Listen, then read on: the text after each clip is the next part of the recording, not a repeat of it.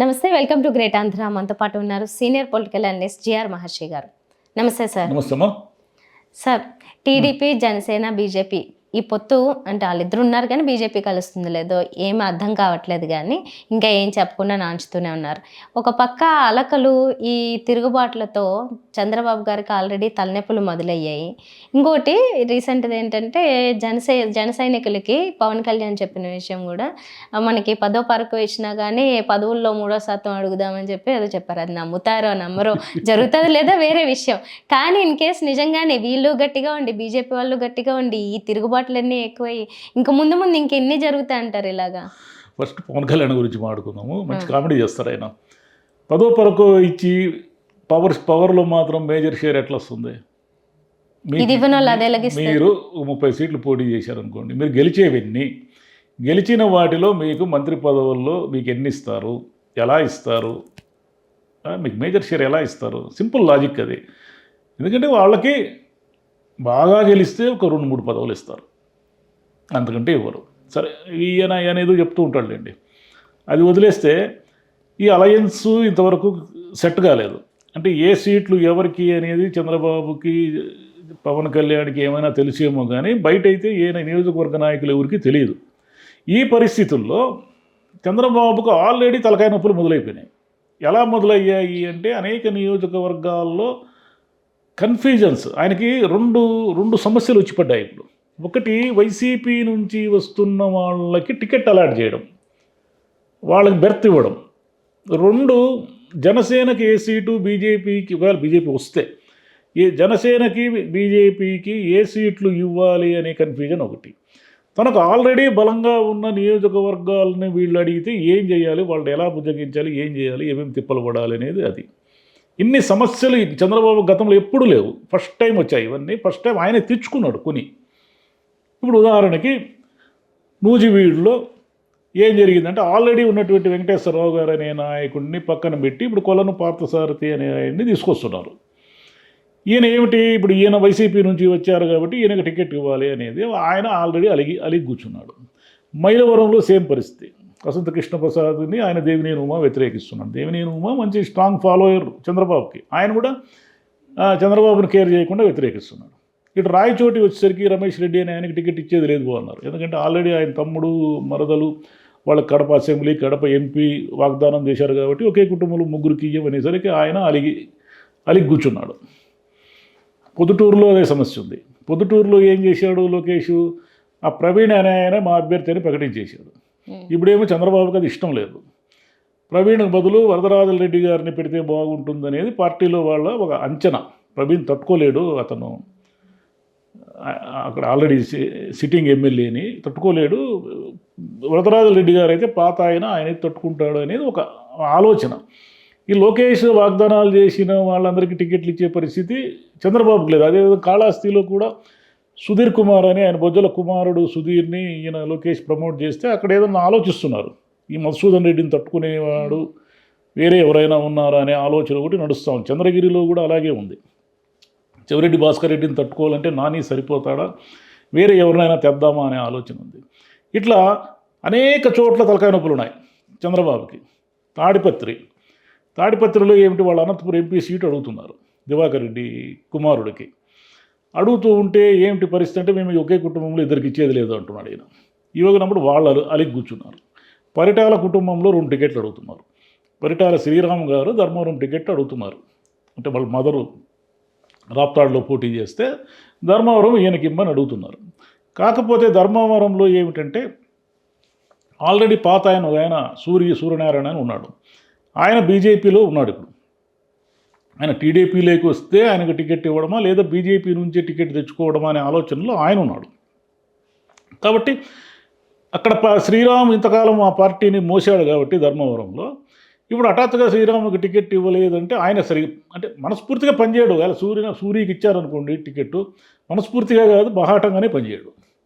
అక్కడున్న రాజకీయ సమీకరణలు అలా ఉన్నాయన్నమాట. అట్లా మీరు చాలా చోట్ల ఈ ఇబ్బందులన్నీ ఉన్నాయి చంద్రబాబు నాయుడు గారు. ఈ ఇబ్బందులు ఒకవైపు పార్టీలో ఉన్నటువంటి అంతర్గత ఇబ్బందులు ఒక తలకాయ నొప్పి తెస్తూ ఉంటే, కొత్తగా ఇప్పుడు ఏమిటంటే జనసేన బీజేపీ వాళ్ళు ఒకవేళ వస్తే వాళ్ళు ఎన్ని అడుగుతారు, ఒక 50-60 అడిగారు అనుకోండి.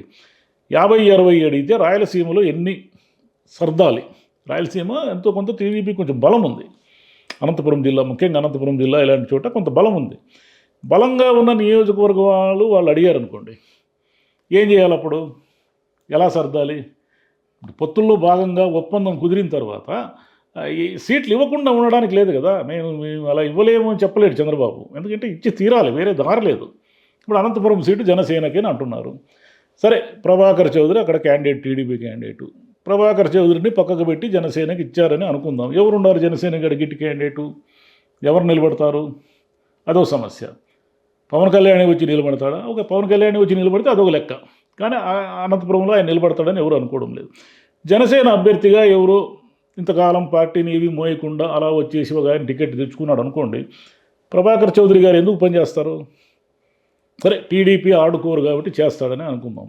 ఎవరు తమ సీటుని ఎవరో తన్నుకొని పోతుంటే మనస్ఫూర్తిగా వాళ్ళ కోసం పనిచేసి గెలిపించాలని ఎవరు కోరుకోరు. ఎందుకు కోరుకోరు అంటే వాళ్ళకి అక్కడ రెండు స్వార్థాలు ఉంటాయి.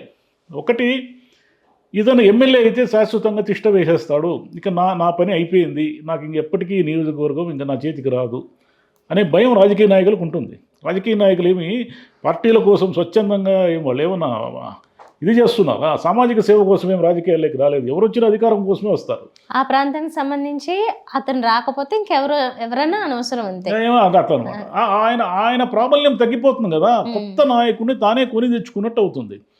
రెండవది, ఇంతకాలము వైసీపీతో రాజకీయంగా విభేదించి యుద్ధాలు చేశారు కదా. యుద్ధాలు మీన్స్ ఏవో ధర్నాలని, నిరసనలని అవన్నీ చేసి ఉంటారు. వీటన్నిటినీ 5 సంవత్సరాలు ఆయన మోసి ఉంటాడు ఎంతో కొంత. ఈ 5 సంవత్సరాలు నేను కష్టపడితే నాకేమీ సంబంధం లేకుండా ఎవరో సుబ్బయ్యో ఎల్లయ్యో వచ్చి హఠాత్తుగా పార్టీ వేరే అలయన్స్లో పార్టీ టికెట్ తీసుకుపోతే ఎట్లుంటుంది? ఎవరికైనా కడుపు మంటగా ఉంటుంది కదా. మరి ఈ కడుపు మండిన వాళ్ళు పనిచేస్తారా, పని చేయరా, లేకుంటే వైసీపీకి బేషరతుగా ఎక్కడో చోట లోపాయికారి మద్దతు ఇస్తారా, లేక వైసీపీలోని చేరిపోతారా? ఇవన్నీ ఉన్నాయి. వీళ్ళేమో ఈయన జగన్ ప్రకటించేస్తూ ఉంటే జగన్ క్యాండిడేట్లంతా పారిపోతున్నారు, జగన్ని విడిచిపెట్టి వెళ్ళిపోతున్నారు, ఇవన్నీ అంటున్నారు కదా. మరి అక్కడ ఎంత ఉందో అంతకు మించి ఇక్కడ ఉంది. ఇంకా ఆయనకు అలయన్స్ లేదు. ఆయనే తనకి ఏమి నిర్ణయించుకుంటే ఆ నిర్ణయం ప్రకారం పోగల శక్తి ఉంది ఆయనకి. ఎందుకంటే ఆయన ఒకడే పోటీ చేస్తున్నాడు. ఆయనకి ఏం పొత్తులు లేవు, ఏమి లేవు. ఆయన ఏమి నిర్ణయం తీసుకుంటే పలానా నియోజకవర్గంలో పలానా వాడు అని చెప్తే అంతే. చంద్రబాబుకి ఆ పరిస్థితి లేదు ఈరోజు. మొదటిసారి చూసిన వాళ్ళు ఎవరికైనా అమ్మో పొత్తులు ఎంత తలనొప్పి, సింగిల్గా వెళ్తుంటే ఎంత ధీమాగా ఉంది అనిపిస్తుంది. ఆయనకి ఏమిటంటే ముందు నుంచి కొంత భయం ఉంది. పొత్తులు అనేది ఆయన బలహీనత. అయితే ఏమిటంటే పొత్తుల్ని నిర్ణయించే అధికారం ఎప్పుడు చంద్రబాబుకే ఉండేది. వామపక్షాలతో పెట్టుకున్నా, బీజేపీతో పెట్టుకున్నా, ఎవరితో పెట్టుకున్నా ఆయన వామపక్షాలుగా అయ్యా మీకు ఇన్ని సీట్లే, ఈ టికెట్లు ఇస్తాం మీకు, మీరు ఎందుకంటే గెలిచరు పోండి అంటే వాళ్ళు కూడా ఎక్కడ ఏదో ఒక దశలో అడ్జస్ట్ అయిపోయి తీసుకునేసి. బీజేపీ అయినా అంతే, ఇది ఈ సీట్లు మీకు, సరే పోండి ఎందుకంటే నేను ఇవ్వలేను అనేసి స్థాయి నుంచి ఏ సీట్లు ఎవరికి ఇవ్వాలో తెలియని స్థాయికి వచ్చాడు చంద్రబాబు. అది ఆయన అంటే ఇప్పుడు ఏదో జగన్ వ్యతిరేకతతో గెలిచిపోతున్నాం అంటారు కదా. నువ్వు గెలిచిపోవాలంటే ముందు మంచి అభ్యర్థులు నిలబెట్టాలి కదా. ఇదేమన్నా 1983 ఎన్టీఆర్ కాలమా? నువ్వు ఎవరిని నిలబెట్టినా గెలిచేదానికి? అంత ఊపు వేవ్ లేదు అక్కడ. అంత వేవ్ ఉంటే ఎవరిని దాన్ని నిలబెట్టినా గెలిచిపోతారు. ఆ స్థాయి వేవేం లేదు ఇప్పుడు. అది చంద్రబాబుకి అర్థం కావాలి. వేవ్ లేదు, అతను సమానంగా ఉన్నాడు. వైసీపీ సమాన స్థాయిలో కొట్లాడుతూ ఉంది. మీరు తగినన్ని వ్యూహాల ప్రకారం మంచి అభ్యర్థుల్ని కనుక ఎంచుకోకపోతే నామినేషన్ల రోజే మీరు సగం సీట్లు ఓడిపోతారు. ఎన్నికల వరకు లేదు, నామినేషన్ల రోజే మీ అభ్యర్థిని బట్టి తేలిపోతుంది. ఓ వీడు తట్టుకోలేడురా, ఇది జరగదని. అంటే ఇక్కడేదో బలంగా ఉండి అద్భుతమైన వ్యక్తులు ఉన్నారని నేను చెప్పడం లేదు, కానీ బేరీజు వేస్తారు జనం. ఇతను ఎలా ఉన్నాడు, ఇతను ఎలా ఉన్నాడు, ఇతను తట్టుకుంటాడా, ఎలాగో వైసీపీనే గెలుస్తుంది అని మూడు వచ్చేసిందంటే అందరూ వైసీపీకి వేసేస్తారు. మూడు క్రియేషన్ అంటారు దాన్ని. సో పొత్తులు సీట్ల గురించి చెప్పాలంటే భయంలో ఉన్నారంటే ముందుగా చెప్పలేని సిచ్యువేషన్, ఎవరు ఎలా తిరగబడతారు అనేది. ఇంకా నామినేషన్లు వేయాల్సిన టైంలోనే కొన్ని పేర్లు చెప్తారని చంద్రబాబు గారికి ముందు నుంచి కొంచెం పేరు ఉంది. ఇప్పుడు కూడా అలాగే వెళ్తారంటారు ఇంకా ఎక్కువ శాతం? అంటే పాత రాజకీయాలు పనిచేయవమ్మా. ఇప్పుడు చంద్రబాబు గారు నో డౌట్ ఆయన ఒక దశలో చాణక్యుడే. సోషల్ ఇంజనీరింగ్ని కనిపెట్టింది కూడా ఆయనే. ఇప్పుడు జగన్ గారు ఏదో కులాల ప్రాతిపదికగా వాళ్ళకి ఈ సీటు బీసీ సీటు ఎస్సీ ఇట్లా చెప్తున్నారు కదా, ఎస్సీ అంటే రిజర్వ్డ్ అనుకోండి, ఇలా ఈ పలానా సీట్లో యాదవులు పలానా సీట్లో కాపులు ఇలా చెప్తున్నారు, సోషల్ ఇంజనీరింగ్ ఏదో చేస్తున్నాడని. ఇదంతా చంద్రబాబే మొదలుపెట్టాడు. ఆయనకి ఇప్పుడు మర్చిపోయినాడు ఆ విషయం. ఎందుకంటే అనంతపురం ట్రెడిషనల్గా రెడ్లు పోటీ చేస్తున్నటువంటి అనంతపురం ఎంపీ సీటుకి మొదటిసారిగా ఆయన కాలువ శ్రీనివాసులు గారికి టికెట్ ఇచ్చి గెలిపించుకున్నారు. అది కొత్త ప్రయోగము. అంటే డిఫరెంట్ బీసీలకు పలానా చోట ప్రాతినిధ్యం ఇస్తే వాళ్ళు ఈజీగా గెలిచిపోతారు అని కనిపెట్టింది చంద్రబాబే. ఆ సూత్రాన్ని ఆయనే మర్చిపోయి అది వైసీపీకి అప్పచెప్పేశాడు. ఇప్పుడు వైసీపీకి అప్పచెప్తే వీళ్ళు ప్రజావుగా చేసుకుంటూ పోతున్నారు. ఆయన ఏమో కన్ఫ్యూజన్లో ఎవరిని పెట్టాలో తెలియక తికమకబడి ఇప్పుడు ఎన్నాళ్ళు ఉంది టైం, ఇంకా 2 నెలలు కూడా లేదు. నువ్వు బీజేపీతో తేల్చుకోవాలి, వాళ్ళకి ఎన్ని సీట్లు ఇవ్వాలో తేల్చుకోవాలి, ఇవన్నీ తేల్చుకున్న తర్వాత అలాట్మెంట్ చేయాలి, మళ్ళీ ఈ బుజ్జగింపులు గోళలు ఇవన్నీ ఉంటాయి, నామినేషన్లు వేయాలి. దగ్గరకు వచ్చేస్తూ ఉంది. ఇంత దగ్గరికి వచ్చేస్తున్నా కూడా వీళ్ళు అమాయకంగా ఏమిటంటే ఆయనని చిత్తుగా ఓడించే ఒక భయంకరమైన వ్యతిరేకత ప్రజల్లో గూడుగట్టుకుని ఉంది అని జరుగుతున్న ప్రచారాన్ని అమాయకంగా నమ్మి వీళ్ళు ఈసారి మునిగిపోబోతున్నారు. మొత్తానికి చంద్రబాబు గారికి ఇంత తలనొప్పి ఈ వయసులో. వయసు అంటే ఇంకా ఆయన కోరుకున్నదే కదా, ఎవరు రిటైర్ అమ్మను తెచ్చుకున్నదే ఈ తలనొప్పి. అయితే రాజకీయ నాయకులు రిటైర్ గారమ్మా. 95 ఏళ్ళు వచ్చినా కూడా వాళ్ళు స్ట్రెచర్ మీద నుంచి అయినా రాజకీయం చేస్తారు తప్ప రాజకీయ నాయకులు అంటే చంద్రబాబు గారునే కాదు, ఎవరు అంత సులభంగా రిటైర్డ్ గారు. పదవిని అధికారాన్ని వదులుకోవడము ఇష్టం ఉండదు నాయకులు ఎవరికి కూడా. అందుకే కదా ఇంకెవరికి ఇవ్వకుండా వాళ్ళ కూతురులకి కొడుకులకి మనవళ్ళకి మనవరాళ్ళకి మునిమనమళ్ళకి ఇట్లా ఇచ్చుకుంటూ పోతారు కదా. ఎవరిని ఫలానా వాళ్ళని తప్పట్టడానికి లేదు. కాంగ్రెస్ పార్టీ కుటుంబ పార్టీనే కదా. మోదీ గారికి ఉన్న అడ్వాంటేజ్ ఏమిటంటే ఆయన తప్పులు చేస్తారో ఒప్పులు చేస్తారో అని పక్కన పెడితే మనము ఆయన్ని ఎవ్వరూ ఏమని లేరు కుటుంబ పరంగా. ఎందుకంటే కుటుంబమే లేదు ఆయనకి. కుటుంబమే లేని ప్రధాని వచ్చారు మనకు.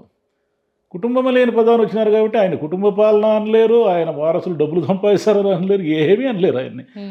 ఆయనంత హాయి రాజకీయ నాయకుడు లేనే లేడు ఇప్పుడున్న సినేరియాలో. Okay sir, thank you. Thank you అమ్మా.